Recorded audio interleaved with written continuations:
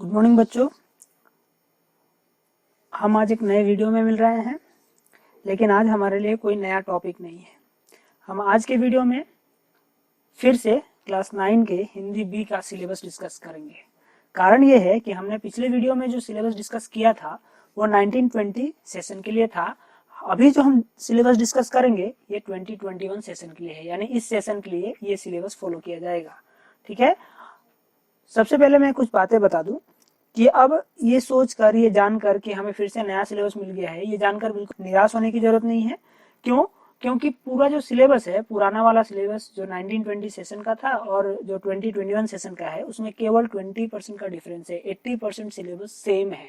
ठीक है, यानी बहुत ज्यादा चेंजेस नहीं हुआ है, लेकिन जो भी चेंज हुआ है वो बहुत मेजर चेंज है। ठीक है, वो जो टॉपिक्स इंक्लूड किए गए हैं और कुछ टॉपिक्स को एक्सक्लूड किया गया है, ये बहुत मेजर चेंज हुआ है। ठीक है, लेकिन चेंज सिर्फ 20% हुआ है। और सबसे अच्छी बात कि जो टॉपिक्स चेंज किए गए हैं उससे ये सिलेबस और आसान हो गया है और इसे पढ़ने में और आसानी होगी। ठीक है, तो शुरू करता हूं। ये वाले सिलेबस और पुराने वाले सिलेबस में दोनों में 4 सेक्शन है। ठीक, इसमें पहले सेक्शन में अनसीन पैसेज की बात की जाएगी, अपठित बोध की। दूसरे वाले सेक्शन में फिर से व्याकरण की बात की जाएगी, व्याकरण के बेसिक टॉपिक्स की। तीसरे वाले सेक्शन में टेक्स्ट बुक्स की बात की जाएगी और चौथे वाले सेक्शन में क्रिएटिव राइटिंग यानी लेखन की बात की जाएगी। ठीक है, तो चलिए शुरू करते हैं।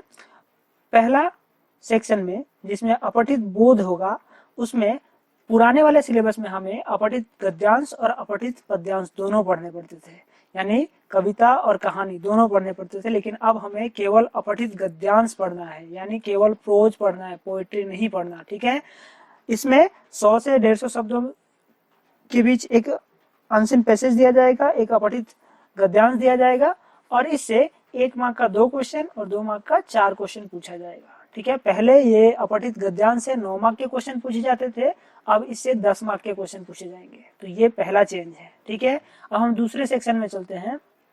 दूसरा सेक्शन व्याकरण का है, व्याकरण के बेसिक टॉपिक्स की बात की जाएगी। तो यहाँ भी चेंज हुआ है। पहला टॉपिक शब्द और पद, इससे 2 मार्क का क्वेश्चन पूछा जाएगा। ठीक है, इससे पहले पुराने वाले सिलेबस के हिसाब से यहाँ पर हम वर्ण विच्छेद पढ़ते थे, जिससे 2 मार्क का क्वेश्चन पूछा जाता था। लेकिन अब हमें वर्ण विच्छेद नहीं पढ़ना है, अब हमें शब्द और पद पढ़ना है, लेकिन इससे भी 2 मार्क के ही क्वेश्चन पूछे जाएंगे। यानी नंबर में कोई चेंज नहीं हुआ है, टॉपिक चेंज कर दिया गया है। और एक बात बता दूं, ये टॉपिक पिछले वाले सिलेबस के हिसाब से क्लास 10 में पढ़ना होता था, लेकिन अब इसे क्लास 10 के बदले आपको अब 9 में ही पढ़ना पड़ेगा। ठीक है, दूसरा है अनुस्वार और अनुनासिक, दोनों से 1-1 मार्क के क्वेश्चन पूछे जाएंगे। ये बिल्कुल सेम है, पिछले वाले सिलेबस में भी ऐसा ही था और इस वाले सिलेबस में भी ऐसा ही है, इसमें कोई चेंज नहीं हुआ है। ठीक है, तीसरा टॉपिक है उपसर्ग और प्रत्यय। उपसर्ग और प्रत्यय से दोनों से 2-2 मार्क के क्वेश्चन पूछे जाएंगे। ठीक है, अब ये क्वेश्चन 1-1 मार्क के भी हो सकते हैं और 2-2 मार्क के भी हो सकते हैं, जैसे भी होंगे। आपको उपसर्ग से 2 मार्क के क्वेश्चन पूछे जाएंगे और प्रत्यय से 2 मार्क के क्वेश्चन पूछे जाएंगे। ठीक है, ये पहले पुराने वाले सिलेबस के हिसाब से इससे उपसर्ग और प्रत्यय से 3 मार्क के क्वेश्चन पूछे जाते थे, लेकिन अब इससे 4 मार्क के क्वेश्चन पूछे जाएंगे। ठीक है, उसके बाद चौथा टॉपिक है शब्द और विचार, ये नया इंक्लूड हुआ है। ठीक है, इसमें 3 तरह के शब्दों के बारे में हमें पढ़ना है, जैसे श्रुति सम भिन्नार्थक शब्द। श्रुति सम भिन्नार्थक शब्द का अर्थ होता है जैसे ऐसे शब्द जो सुनने में हमें एक जैसे लगते हैं लेकिन उनका अर्थ अलग होता है, जैसे प्रसाद, प्रसाद का यानी भगवान का प्रसाद। ठीक है, और प्रासाद यानी महल, घर। ठीक है, तो ऐसे शब्दों को पढ़ना पड़ेगा, इससे 2 मार्क के क्वेश्चन पूछे जाएंगे। उसके बाद पर्यायवाची शब्द है, इससे भी 2 मार्क के क्वेश्चन पूछा जाएगा। पर्यायवाची यानी सिनोनिम्स, जैसे आकाश का जो सिनोनिम्स क्या होता है, पर्यायवाची क्या होता है, नभ, गगन, ये ऐसे शब्द। ठीक है, उसके बाद आता है विलोम शब्द, इससे भी 2 मार्क के क्वेश्चन पूछे जाएंगे। विलोम शब्द का अर्थ होता है ऑपोजिट वर्ड, तो हम पहले से जानते हैं और इससे अब 2 मार्क के क्वेश्चन पूछे जाएंगे। ठीक है, पांचवा टॉपिक है अर्थ की दृष्टि से वाक्य भेद, इससे 2 मार्क के क्वेश्चन पूछे जाएंगे। अर्थ की दृष्टि से वाक्य के भेद, वाक्य जो हम जानते हैं सेंटेंस, वही वाक्य, उसके भेद के बारे में। ठीक है, वाक्य के भेद दो आधार पे किया गया है, एक अर्थ के आधार पर, दूसरा रचना के आधार पे। तो अब हमें अर्थ के आधार पर पढ़ना है। ठीक है, रचना के आधार पे हमें 10 में पढ़ना है, तो हमें 9 में अर्थ के आधार पे वाक्य के भेद को पढ़ना है और इससे 2 मार्क के क्वेश्चन पूछे जाएंगे। ठीक है, तो ये रहा हमारा व्याकरण वाला सेक्शन, जिसमें कौन कौन से टॉपिक्स पढ़ने होंगे ये हमने बता दिया।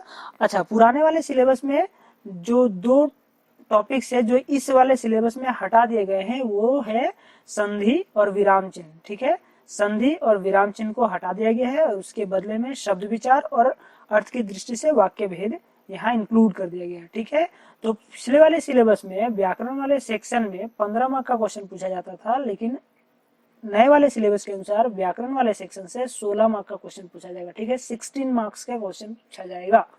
अब हम चलते हैं तीसरे सेक्शन की ओर, थर्ड सेक्शन की ओर। थर्ड सेक्शन में टेक्स्ट बुक की बात की जाएगी। यहाँ भी स्पर्श भाग 1 और संचयन भाग 1 की बात की जा रही है। तो स्पर्श भाग 1 से जो गद्य खंड है, जो कहानी प्रोज वाला सेक्शन है, उससे अब टोटल 11 मार्क के क्वेश्चन पूछे जाएंगे। पहले 10 मार्क के क्वेश्चन पूछे जाते थे, अब 11 मार्क के क्वेश्चन पूछे जाते थे। पुराने वाले सिलेबस के अनुसार से अगर देखेंगे तो उसमें 1 मार्क का 1 क्वेश्चन और 2 मार्क का 2 क्वेश्चन और 5 मार्क का 1 क्वेश्चन पूछा जाता था। लेकिन अब यहाँ थोड़ा चेंज हुआ है और यहाँ पर अब 2 मार्क के 3 क्वेश्चन और 5 मार्क का 1 क्वेश्चन पूछा जाएगा। बाकी चीजें सेम है। 5 मार्क का 1 क्वेश्चन में आपको ऑप्शन मिलेगा, ये यहाँ भी मिलेगा आपको। ठीक है, तो दोनों सिलेबस में ये चेंज हुआ है कि अब 2 मार्क के 3 क्वेश्चन और 5 मार्क का 1 क्वेश्चन पूछा जाएगा और टोटल मार्क्स 11 मार्क होगा। ठीक है, उसी तरह काव्य खंड यानी पोएट्री सेक्शन से भी आपको 2 मार्क के 3 क्वेश्चन और 5 मार्क का 1 क्वेश्चन पूछा जाएगा और 5 मार्क के क्वेश्चन में आपको ऑप्शन मिलेगा। ठीक ऐसे ही था पिछले वाले सिलेबस में कि 1 मार्क का 1 क्वेश्चन पूछा जाता था, 2 मार्क का 2 क्वेश्चन और 5 मार्क का 1 क्वेश्चन पूछा जाता था। लेकिन अब यहाँ पे भी सेम चेंज हुआ है। प्रोज सेक्शन की तरह 2 मार्क का 3 क्वेश्चन और 5 मार्क का 1 क्वेश्चन पूछा जाएगा और टोटल मार्क्स 11 हो जाएगा, जो कि पहले 10 मार्क का होता था। और इसमें आपको 5 मार्क के क्वेश्चन में ऑप्शन मिलेगा। ठीक है, तीसरा है संचयन भाग 1 पूरक पाठ्य पुस्तक। ठीक है, इससे पिछले वाले सिलेबस के अनुसार इसमें 5 मार्क के क्वेश्चन पूछे जाते थे, लेकिन अब नए वाले सिलेबस के अनुसार इससे 6 मार्क के क्वेश्चन पूछे जाएंगे, जिसमें 3 मार्क के 2 क्वेश्चन होंगे और उसमें आपको ऑप्शन मिलेगा। ठीक है, तो इस तरह पुराने वाले सिलेबस के अनुसार टेक्स्ट बुक से हमें टोटल 25 मार्क्स के क्वेश्चन पूछे जाते थे, लेकिन नए वाले सिलेबस के अनुसार अब हमें टेक्स्ट बुक से 28 मार्क्स के क्वेश्चन पूछे जाएंगे, जिसमें स्पर्श भाग 1 से 22 मार्क्स और संचयन भाग 1 से 6 मार्क्स यानी टोटल 28 मार्क्स के क्वेश्चन टेक्स्ट बुक से पूछे जाएंगे। ठीक है, और आखिरी सेक्शन है चौथा सेक्शन, जिसमें लेखन की बात की जाएगी। इसमें हमें टोटल 5 टॉपिक्स कवर करने हैं। ठीक है, तो पहला है अनुच्छेद लेखन। पुराने सिलेबस में भी पहला अनुच्छेद लेखन था, जो 80 से 100 शब्दों में लिखना होता था और आपको ऑप्शन मिलते थे। ठीक है, तो ये सेम रखा गया है, केवल इसमें एक चेंज किया गया है कि पहले ये 5 मार्क का आता था, अब ये 6 मार्क का आएगा। ठीक है, दूसरा टॉपिक है अनौपचारिक विषय से संबंधित पत्र, जो 5 मार्क का होगा और जिसमें ऑप्शन मिलेगा। ये बिल्कुल सेम है पुराने वाले सिलेबस में भी और नए वाले सिलेबस में भी, इसमें कोई चेंज नहीं किया गया है। तीसरा टॉपिक है संदेश लेखन। शुभकामना, पर्व, त्योहारों एवं विशेष अवसरों पर दिए जाने वाले संदेश आपको 30 से 40 शब्दों में लिखने होंगे, जो 5 मार्क का 1 क्वेश्चन आएगा और इसमें आपको ऑप्शन मिलेगा। चौथा टॉपिक है किसी एक स्थिति पर 50 से 60 शब्दों में के अंतर्गत संवाद लेखन। 5 नंबर का आएगा, 1 क्वेश्चन होगा और इसमें आपको ऑप्शन मिलेगा। ये बिल्कुल पुराने वाले सिलेबस के अनुसार ही है, इसमें कोई चेंज नहीं किया गया है। आखिरी है नारा लेखन, स्लोगन लेखन जिसको कहते हैं। इसको 20 से 30 शब्दों में विषय से संबंधित लेखन करना होगा और ये 5 मार्क का 1 क्वेश्चन होगा और इसमें आपको ऑप्शन मिलेंगे। ठीक है, इस तरह से अगर देखेंगे तो हम पुराने वाले सिलेबस के अनुसार क्रिएटिव राइटिंग में जहाँ 25 मार्क होते थे, अब वहाँ 26 मार्क होगा। जहाँ 25 मार्क्स होता था पुराने वाले सिलेबस के अनुसार, अब यहाँ 26 मार्क्स होगा। ठीक है, तो इस तरह से देखेंगे तो टोटल मार्क्स 80 हो जाता है। फिर भी हम एक बार कैलकुलेट करके देखेंगे। ऊपर से आते हैं अनसीन पैसेज का 10 मार्क्स, व्याकरण वाले सेक्शन का 16 मार्क्स 26 मार्क्स, उसके बाद टेक्स्ट बुक वाले पार्ट से 28 मार्क्स, 26 और 28 करेंगे तो 54 हो जाएगा। और उसके बाद क्रिएटिव राइटिंग वाले पार्ट, लेखन वाले पार्ट से 26 मार्क्स। ठीक है, 54 और 26 8 करेंगे तो 80 हो जाएगा। ठीक है, और जो बाकी जो पार्ट था वो सेम रखा गया, इसमें कोई चेंज नहीं। पिछले वाले सिलेबस के अनुसार जिन पाठों को केवल पढ़ना था, जिससे एग्जाम में कोई क्वेश्चन नहीं किया जाएगा, वो सेम रखा गया है। इसमें भी स्पर्श भाग 1 से 2 चैप्टर को, जिसका नाम है वैज्ञानिक चेतना के वाहक चंद्रशेखर वेंकटरामन और गीता गीत है। और संचयन भाग 1 से टोटल 2 चैप्टर, कल्लू कुमार की उनाकोटी, मेरा छोटा सा निजी पुस्तकालय। इन चारों चैप्टर से एग्जाम में कोई क्वेश्चन नहीं पूछा जाएगा, ये केवल पढ़ना है। ठीक है, तो इस वीडियो में बस इतना ही बताना था। मैंने आपको दोनों सिलेबस के 1920 सेशन और 2021 सेशन के सिलेबस का कंपैरिजन करके बता दिया है। मैंने आपको पहले ही बताया था कि इसमें केवल 20% का चेंज हुआ है, 80% सिलेबस सेम रखा गया है, और जो 20% चेंज हुआ है उससे सिलेबस और आसान हो गया है। ठीक है, तो आप बिल्कुल टेंशन ना लें, इस वीडियो को एक बार देखेंगे तो आपको सब कुछ समझ में आ जाएगा, और अब आप इसके हिसाब से पढ़ना शुरू कर दे। मैंने जो भी आगे पढ़ाया है, अब तक हमने ऐसा कोई भी टॉपिक नहीं पढ़ा है जो सिलेबस में नहीं है। ठीक है, तो अब हमें इस सिलेबस के अनुसार पढ़ाई शुरू कर देनी होगी। अब तक हमने जो भी पढ़ा है वो इसी सिलेबस में था, और जो नहीं है उसे मैं आगे पढ़ा दूंगा। ठीक है, तो इस वीडियो में इतना ही रहने देते हैं। कल हम नए टॉपिक के साथ आपके सामने होंगे। तब तक के लिए धन्यवाद। आप इस फाइल को डिस्क्रिप्शन में दिए गए लिंक से डाउनलोड कर सकते हैं।